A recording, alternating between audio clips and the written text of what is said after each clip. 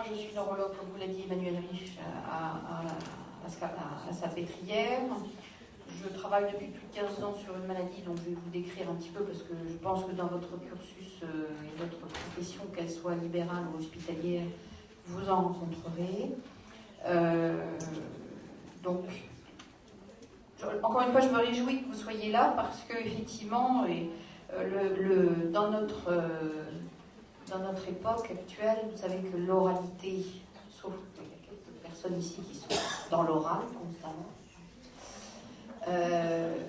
Donc l'oralité est vraiment quelque chose qui fond, hein, puisqu'on des SMS, des mails, voilà. Donc nos relations vraiment directes, visage à visage, s'effritent un petit peu.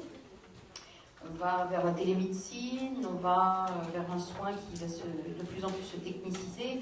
Et je pense que, comme on vous l'a dit ce matin, vous avez bien senti que nos rôles de soignants, c'est quand même aussi d'être là.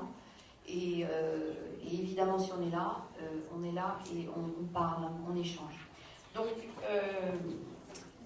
pour vous dire un petit peu mon sentiment pour avoir travaillé le fait de m'occuper d'une maladie qui tue constamment, voilà, donc j'ai toujours à cœur de vous donner cette première diapositive, puisque pour moi, quand je me décide à annoncer, je suis dans une période vraiment difficile. On a entendu tout à l'heure le mot paradoxe, et c'est vraiment ça, puisque on écoute un patient qui souvent, quand on a le privilège de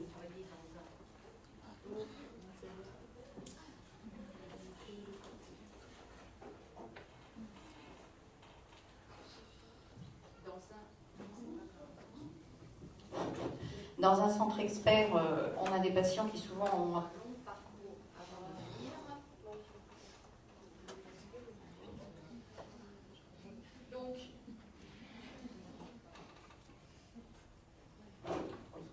ça marche ?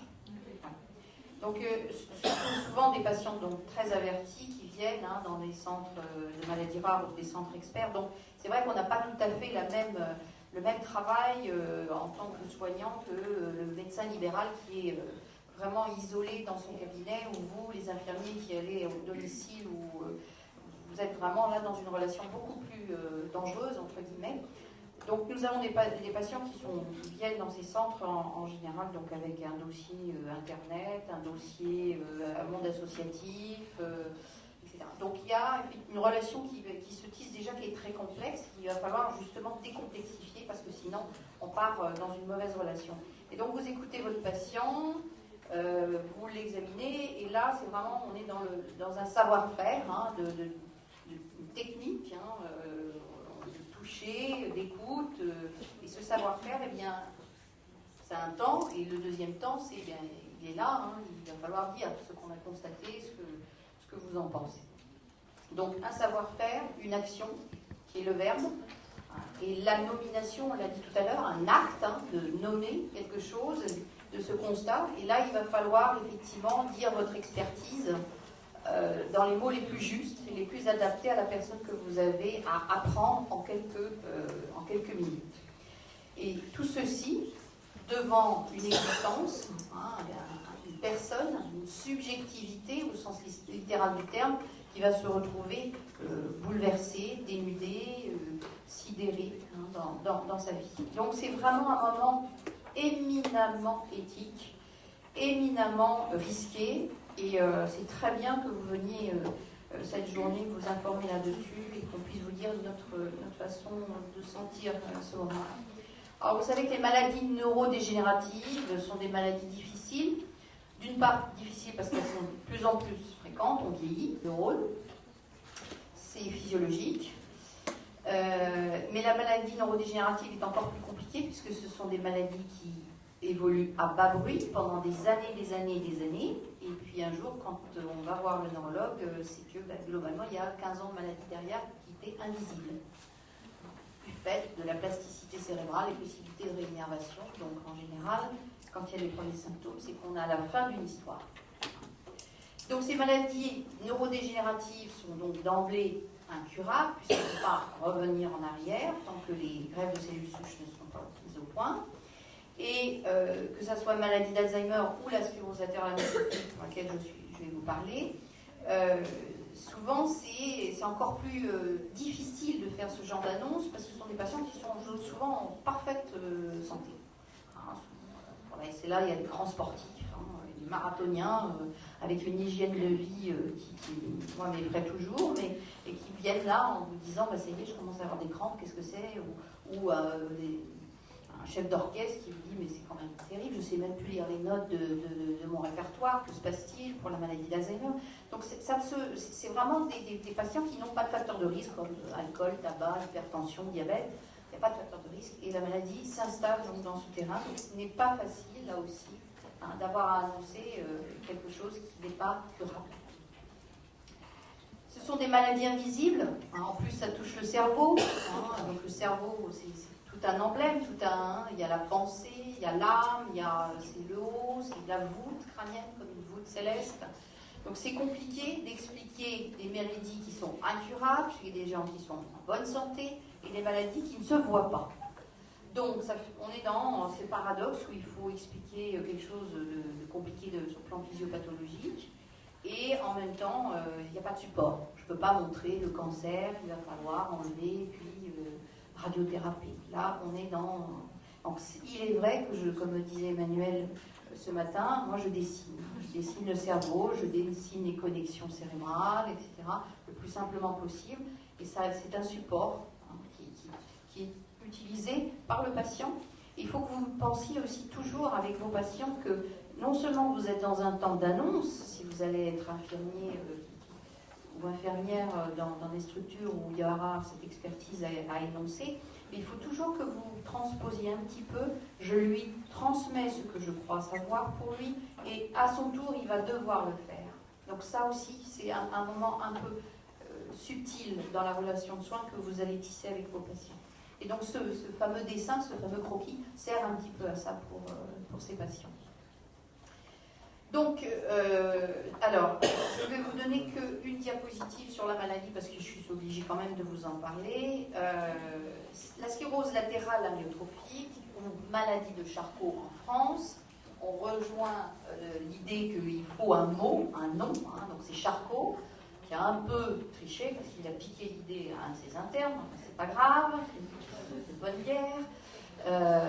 Donc Charcot va disparaître parce qu'aux États-Unis c'est la maladie de Lou Gehrig, qui est un grand baseballeur des années 50-60.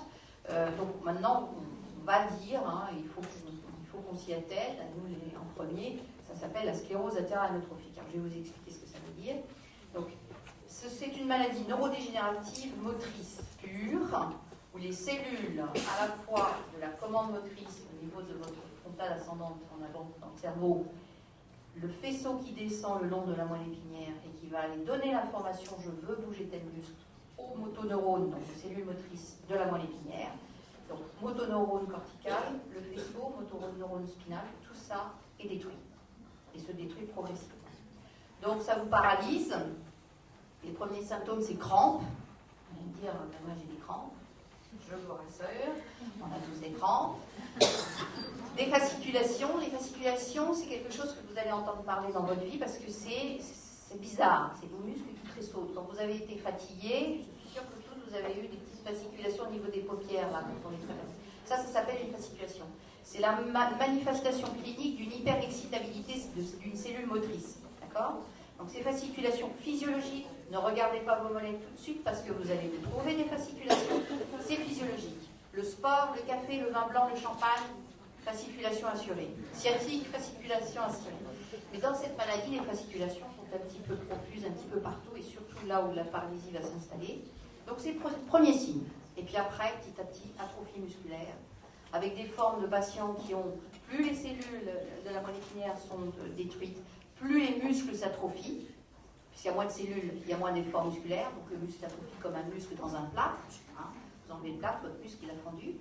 Donc plus les motoneurones de la moelle épinière sont détruits, plus vous avez des patients mous, qui sont tout mous, tout flasques, tout tétraplégiques, plus vous avez des cellules, les motoneurones au niveau de l'ordinateur, comme je dis à mes patients, du cortex moteur, qui sont atteints, plus ils sont centraux, c'est-à-dire ils sont raides, très spastiques. Vous avez dû voir déjà ça dans vos études ou dans votre parcours. Donc ils sont très raides. Tous ces deux extrêmes, ou très raides ou très mous, ça vit. a un cas, ça vit. Je vais vous expliquer. D'où les extrêmes que vous voyez sur cette diapositive, 6 mois à 15 ans de survie. Plus vous êtes raide ou plus vous êtes mou, on peut, dans des états, bien sûr, vous imaginez pas terrible, on peut vivre. Par contre, si vous avez 50-50, c'est des formes très rapides. On n'a aucun critère au moment où on voit le patient de se dire, tiens, est-ce que c'est une forme lente et c'est une forme rapide? Dès le début, dès la première consultation. Et pourtant, le patient, il vous posera la question, docteur, j'en cours combien de temps? On ne peut pas le dire, on ne sait pas. Donc, on ne sait pas d'où ça vient, c'est une maladie purement humaine, on n'a pas d'animaux pour faire de la recherche, c'est une maladie abandonnée par les médecins parce que c'est pas évident d'annoncer je sais ce que vous avez mais je ne peux pas vous guérir, et de les voir tous partir. C'est une maladie qui est dite faussement rare. Hein. En fait, c'est parce que pendant qu'en une journée, vous faites le diagnostic pour 3-4 patients, il y en a 2 qui en décèdent. Donc vous faites la soustraction, ça ne fait pas beaucoup de vivants. Mais cela dit, c'est une maladie aussi fréquente que la sclérose en plaques. C'est une maladie qui touche surtout les personnes d'une 50aine d'années, donc encore en exercice, hein, parfois avec des fonctions, de charges familiales. Il y a à peu près 10 000 cas en France, 25 000 cas en Europe. Et voilà, donc pas de marqueur, pas de diagnostic prédictif, pas de facteur pronostic, pas de traitement. Donc on est dans le ni, zéro, et pourquoi on fait ça? Et bien, voilà, on va vous dire. Alors, juste parce qu'on n'en a pas parlé, on n'en parlera pas, je pense, au cours de cette journée, sauf si j'en ai un peu de temps. L'exemplarité de cette maladie, c'est que c'est un exemple, encore une fois, pour d'autres prises en charge. Il y avait un homme qui s'en est occupé dans les années 80, à l'hôpital de l'Hôtel-Dieu, qui s'appelle le professeur Méninger, qui s'est dit, bon, oui, ça existe, maladie de Charcot, d'accord, il y a longtemps qu'on la connaît, depuis un peu plus d'un siècle et demi maintenant, on leur diagnostiquait la maladie et puis ils repartaient chez eux. Voilà, se paralyser, mourir d'étouffement chez eux. Et puis un jour, il y a eu un patient. Hein. Là, on rejoint ce que tu as dit, le monde associatif est vraiment quelque chose d'extrêmement précieux. Ça nous bouscule, nous les soignants, il faut les écouter. Et ce patient a dit, c'est pas possible. Non mais c'est pas possible, j'ai la maladie la pire des pires en neurologie. Je sais que je vais probablement finir étouffé et on me laisse. Et comment ça se fait qu'on me laisse comme ça? Donc il a réagi, il a créé une association qui s'appelait l'ARS, maintenant qui s'appelle ARS-LA, parce que l'ARS, vous savez, c'est l'Agence régionale de la santé, donc il a fallu changer. Donc l'Association pour la recherche contre l'ASLA a, avec l'assistance publique, dit dans les années 89, je veux vous donner 4 lits, je vous en donne les moyens. Donc on a eu 4 lits pour ces patients à l'Hôtel-Dieu, et puis petit à petit, aujourd'hui, nous avons 17 centres experts en France, uniques au monde. Et tout ceci grâce, effectivement, à une étincelle d'un patient et on était confrontés à une réalité et nos responsabilités ont été bouleversées. C'est vrai, il avait dit la chose vraie. On ne peut pas laisser les gens comme ça, on ne peut pas laisser les patients comme ça. Voilà, donc ces 18 centres, malheureusement, on va en avoir un bientôt à La Réunion. Donc, enfin, l'égalité. Donc, à la suite de cela, on s'est décidé d'homogénéiser la prise en charge de ces patients dans l'épreuve et on a des réunions de consensus où on se réunit dans tous les centres. Donc avant, moi, quand j'ai commencé il y a 18 ans, on était une quarantaine et maintenant il y a plus de 300 personnes, infirmiers, infirmiers référents, cadres, aides-soignants, ergothérapeutes, orthophonistes, kinés, diététiciens, neurologues bien sûr, psychologues, psychomotriciens, vous voyez, donc il y a à peu près presque 400 personnes en France qui s'occupent vraiment de ces patients. Je pense que je vais passer le micro. Donc, parce qu'il y a un écho en fait. Donc on vous entend démultiplier en bas. Vous veniez faire l'expérience, c'est assez étonnant. Donc voilà. Et alors pourquoi je vous dis ça? C'est parce que quelque part, avoir un centre expert de maladies rares, certes, on est expert dans le diagnostic d'une maladie, mais on devient, a fortiori, petit à petit, expert justement de ce qui nous anime aujourd'hui, ensemble, le mot, le verbe, l'oralité. Et il y a des internes maintenant qui viennent me voir dans mon service à la Salpêtrière en me disant « Moi, je fais ce stage-là parce que je veux apprendre à dire. » Ça, il y a encore 4 ou 5 ans, j'aurais jamais entendu un interne me dire ça. C'est vrai que nous, j'ai jamais eu de cours sur ce pouvoir médical qui est de dire les choses, de dire ma science. Ce qui est quand même assez hallucinant, quoi. Heureusement, maintenant, il y a des cours, il y a des travaux dirigés pour les étudiants en médecine. Et d'ailleurs, ils sont très friands de ce genre de cours parce qu'on fait ça à moyen de vidéo. Donc, finalement, et si vous travaillez dans des centres experts, vous serez amené à être expert aussi de ce mot, hein, en considérant la pathologie, si c'est en pédiatrie ou en gériatrie, tout à fait, à chaque fois, une prise en charge bien spécifique. Donc ça, il ne faut pas que vous l'oubliez. Votre métier vous fait aussi être un spécialiste du verbe. Hein. C'est très important, parce que je pense que je viens de vous dire. Et je pense que cette journée, on vous l'a dit chacun de notre façon, à notre façon. Donc, bon, simplement pour vous dire hein, que c'est pas du luxe hein, d'avoir créé ces centres, hein, puisque vous voyez, on envoie à peu près 4500 malades. On ne les voit pas tous. Il y a encore 15% de patients qui, malheureusement, sont dans le désert, hein, dans leur désert, avec leur paralysie et leur mort épouvantable. Hein. Nous avons donc à annoncer à peu près 1500 fois la maladie par an. Moi, personnellement, j'ai eu cette épreuve à faire à peu près 700 fois, 700-800 fois. Nous avons en moyenne donc 150 patients chacun à suivre, c'est-à-dire 150 deuils à préparer. Et vous voyez que c'est ce qui était dans le titre de cette présentation, c'est pas que l'annonce diagnostique, hein, c'est l'annonce diagnostique, c'est aussi une annonce pronostique, puisque le patient va tout de suite comprendre que c'est fini. C'est l'annonce quand on ne peut plus avaler. Hein, parce que la langue, c'est un muscle comme les autres. Donc la sphère bulbaire peut être paralysée et donc les patients ne peuvent plus se nourrir. Donc il va falloir annoncer la suppléance alimentaire. C'est l'annonce de la suppléance de la détresse respiratoire, donc la ventilation avec un masque. C'est l'explication des directives anticipées. C'est l'explication de la personne de confiance. C'est l'explication de ce que c'est qu'une trachéotomie et une vie de trachéotomisé. Donc, c'est vraiment un concentré d'annonces que cette maladie, surtout que vous avez 2 ans et demi pour faire tout ça. Et vous, infirmiers, vous allez être confrontés forcément à ce genre d'annonce dans l'annonce, car parfois on n'a pas le temps. On n'a pas le temps de mettre le temps là où il faudrait qu'il soit, et malheureusement, l'évolution du soin, avec ce qu'on vous dit, les coupes budgétaires, malheureusement, je pense que ça va devenir de plus en plus difficile d'avoir du temps.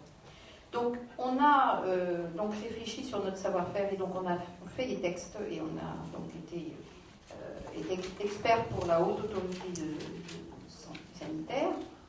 Et pour l'annonce diagnostique, je vous reprends les phrases qui sont donc écrites, et on va voir si dans la pratique, c'est effectivement des recommandations pratiques. Donc, il faut respecter le droit de savoir ou de ne pas savoir, ça vous l'avez entendu. Minimaliste, moi ça me fait sourire.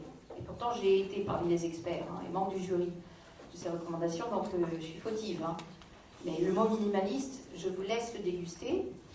Dénommer la maladie avec explication du mécanisme de la neurodégénérescence. Le mot neurodégénérescence doit faire partie de notre vocabulaire quand on explique cela. Alors, les patients peuvent vous poser la question, mais j'ai entendu neurodégénérescence et neurodégénération. Qu'est-ce que ça veut dire? Alors, le terme neurodégénération est moins utilisé en France, et plus les anglo-saxons. Moi, j'aime pas trop, parce que génération, c'est pas...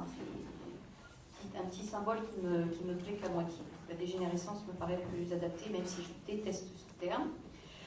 Reconnaître qu'il n'y a pas de traitement curateur. Hein. Donc ça, c'est vraiment... vos patients savent qu'on n'a pas, pour l'instant, de traitement qui guérit. Hein. Ils sont dans cette vérité-là. Pas question de partir sur de faux espoirs. Il y a de l'espoir, mais il n'est pas faux. Aborder les conséquences et le pronostic. Favoriser l'expression des émotions, vous l'avez entendu. Donc il y a ce fameux silence, qui est absolument précieux, effectivement, puisque le silence ne rajoute pas du pathos, il rajoute de la présence.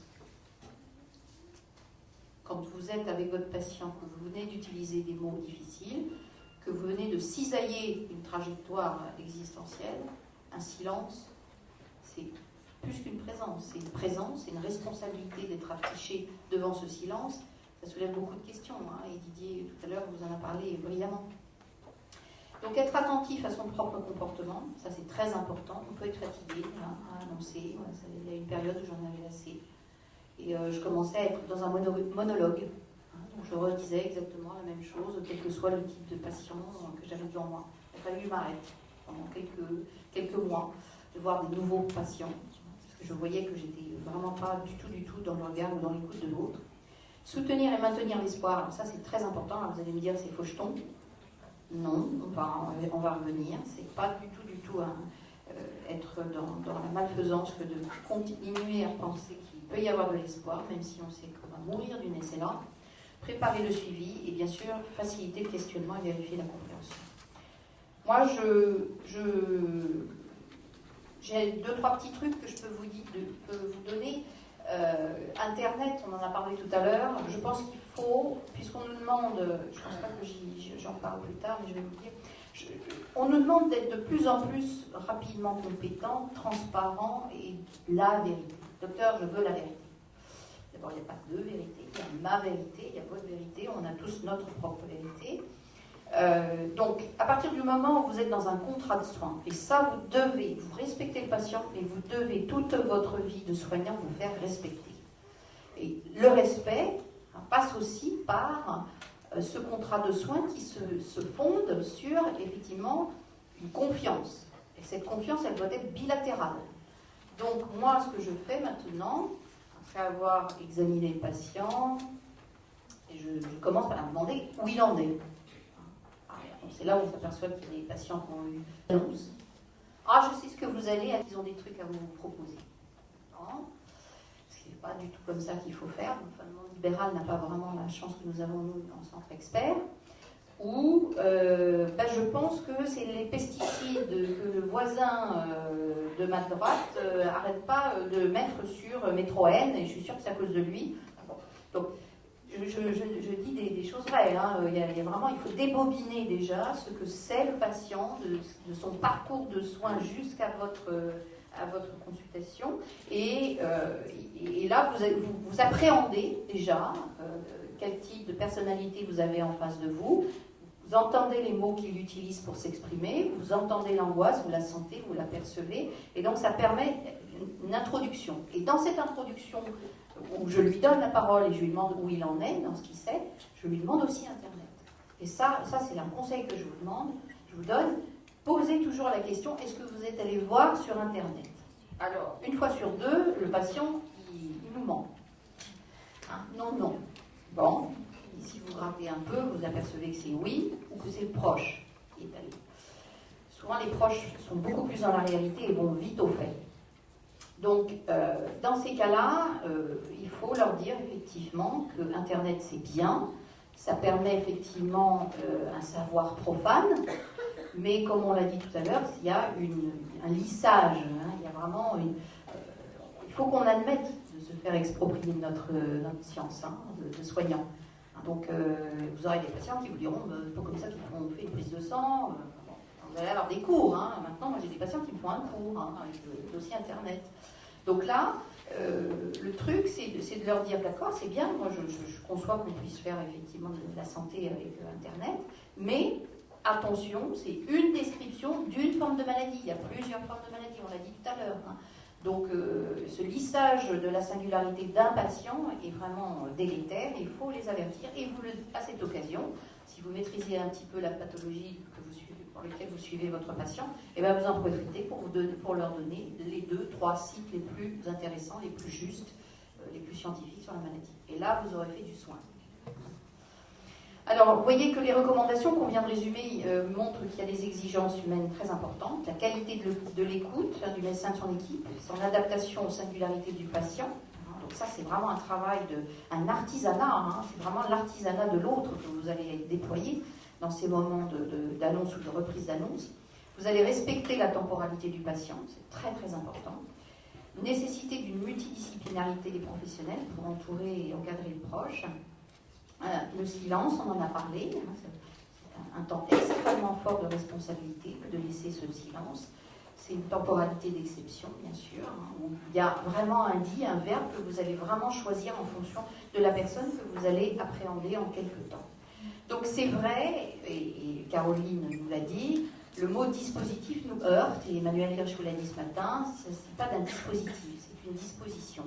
Il y a des fois, je ne peux pas annoncer, donc j'attends quelques heures où je vois le patient, si ce patient est hospitalisé, je le revois le lendemain si je suis en meilleure forme psychologique, car aussi vous allez être toute votre vie de soignant des papiers buvards.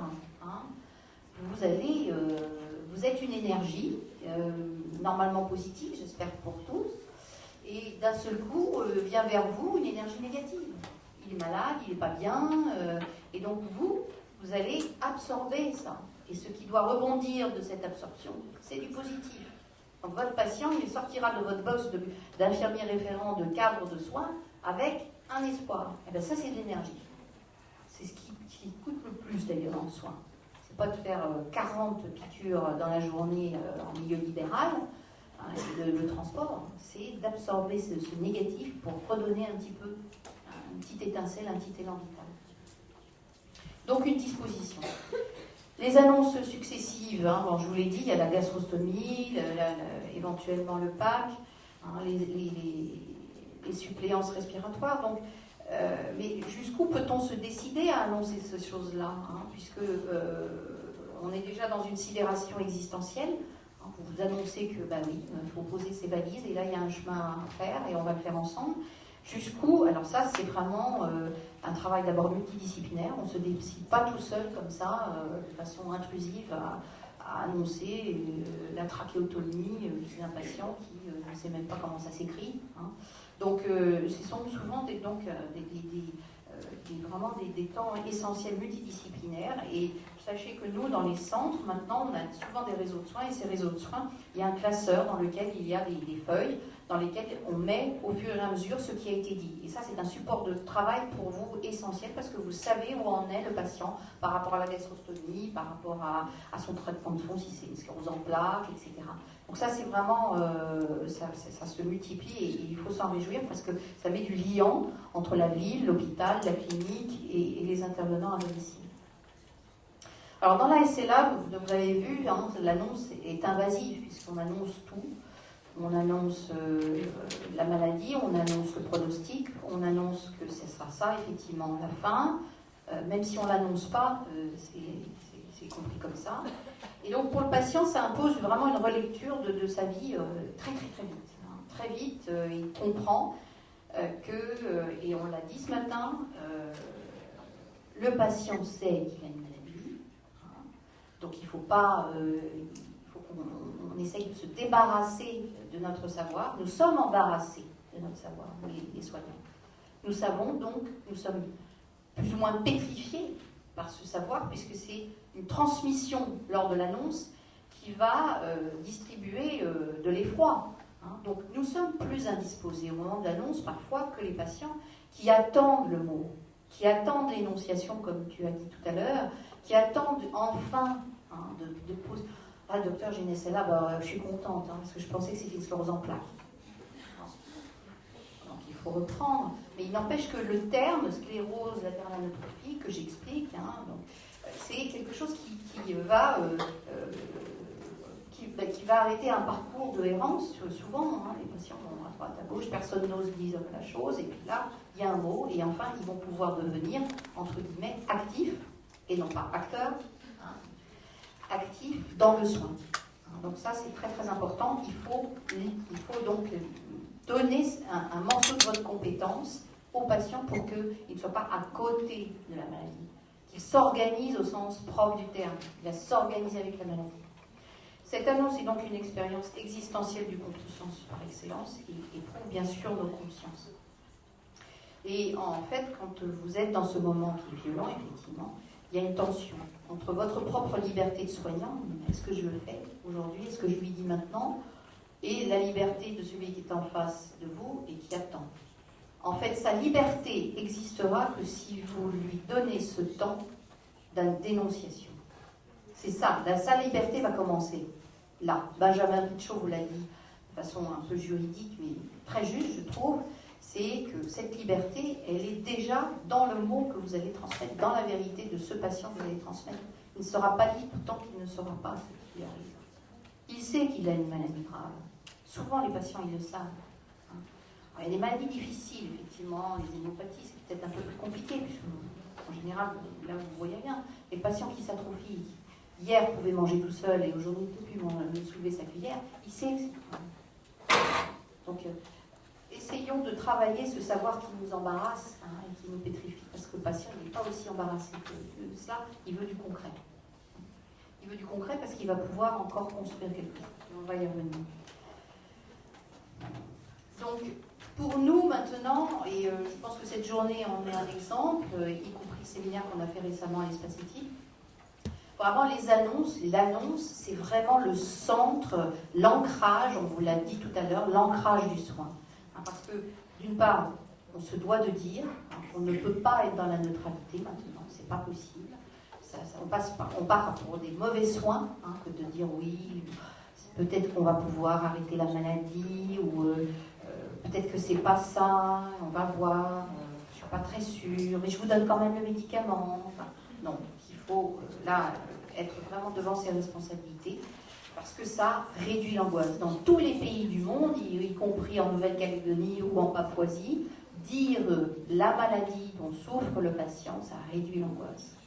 Il n'y a plus de mécanisme interprétatif dans le faux, il n'y a peut-être plus de refuge dans le faux pour savoir le vrai ou dans le vrai pour savoir le faux. Ça aplanit la situation pour que le soin soit plus véridique. Mais de cela va sortir un sens pour que, effectivement, si je me décide à annoncer une maladie comme ça, c'est que je lui promets d'être là jusqu'au bout.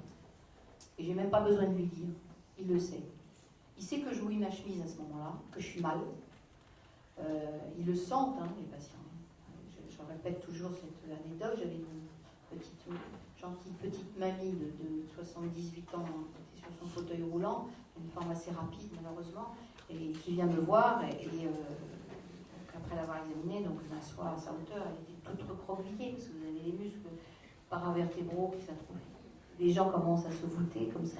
La salive qui dégoulinait, vous voyez le tableau. Et avant même que j'ouvre la bouche pour lui dire un petit peu où on en était, elle m'a dit je vous en donne demain, docteur. Ben ça c'est un moment précieux.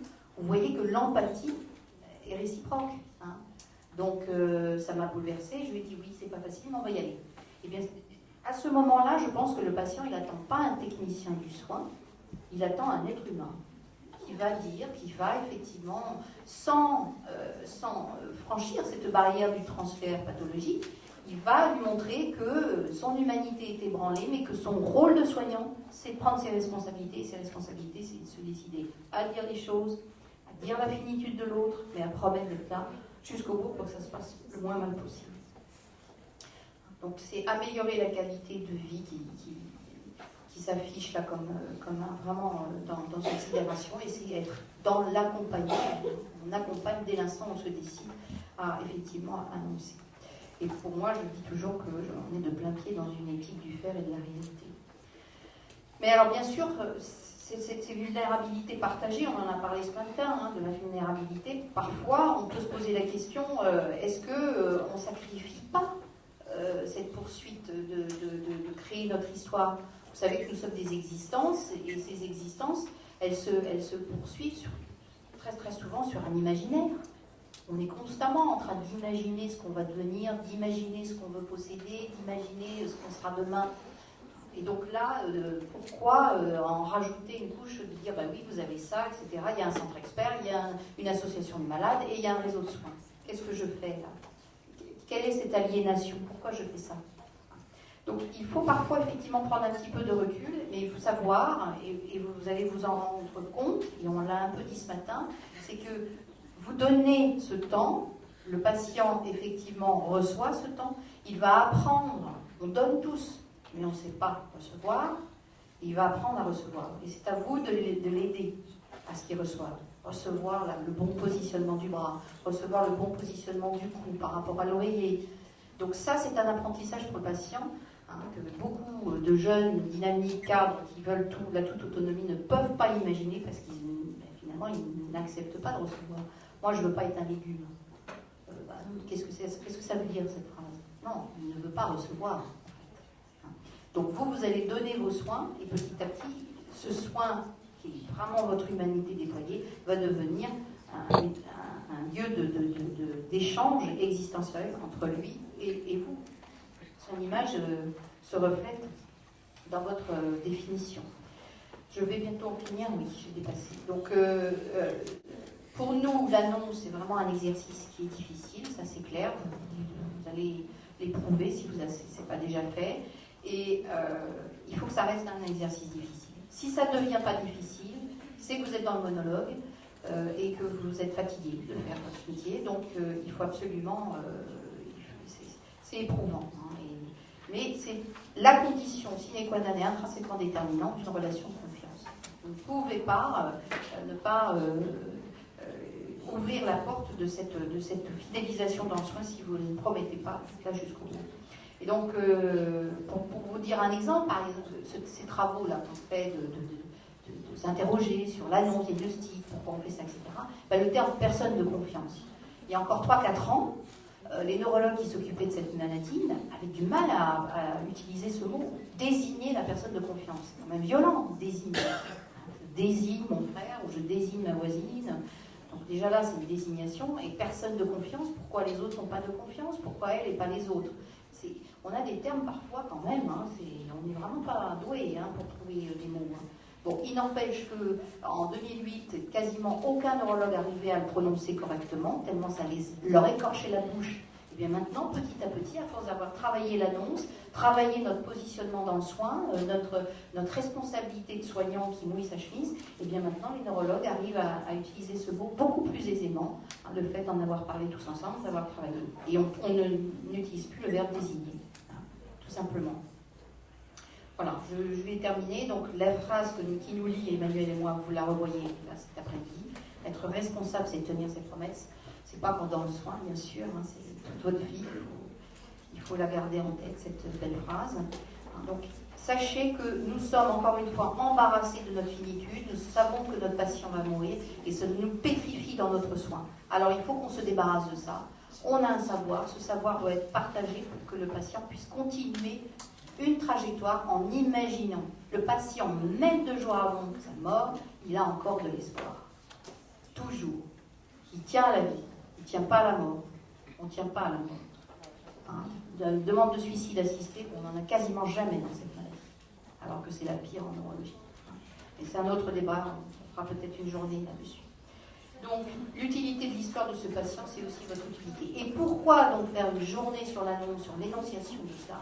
Parce que pour moi, et pour nous tous maintenant, il est clair, et là aussi vous allez être les premiers acteurs, il est clair que quand on a bien dit, le mot personne de confiance vient naturellement, quand on a bien expliqué, les mots directives anticipées arrivent tout naturellement, et l'application de la loi Leonetti vient naturellement.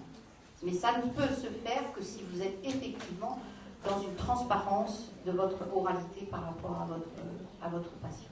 Je vous remercie.